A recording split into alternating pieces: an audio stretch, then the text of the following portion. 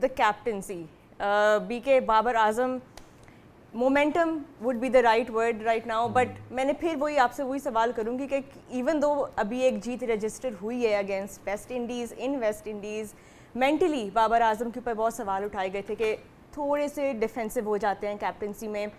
अब इस चैलेंज को वो कैसे देख रहे होंगे एज कैप्टन? अच्छा सवाल है, यूट्यूब के लिए बहुत ज़रूरी है. पीटीवी का शो यूट्यूब पे जाता है ना, तो बाबर का सवाल बहुत ज़रूरी होता है.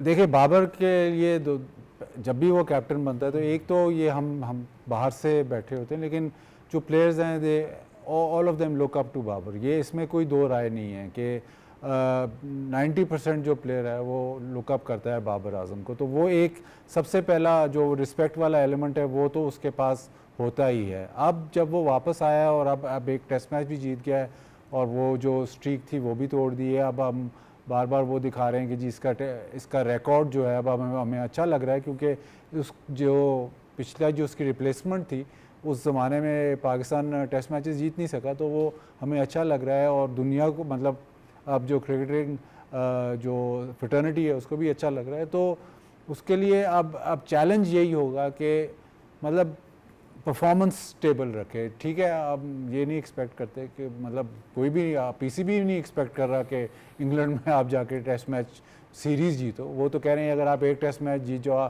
तो उनकी तरफ से तो ये बयान आ रहा है कि ये काफ़ी है.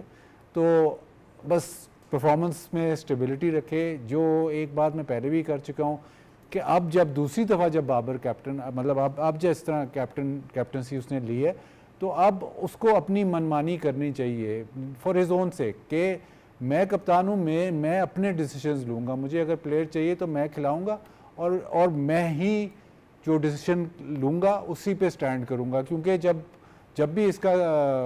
भी करियर इसका ख़त्म होगा, जब भी रिटायर होगा, तो शायद ये रिग्रेट इसके दिमाग में रह जाएगा कि यार मैंने उसकी बात सुन ली, मैंने उसकी सुन ली, मैं अपनी करता.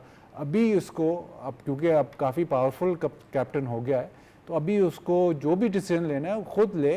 गलत है सही है, लेकिन डिसीजन अपना करे ताकि वो कप्तानी में वो इम्पोज कर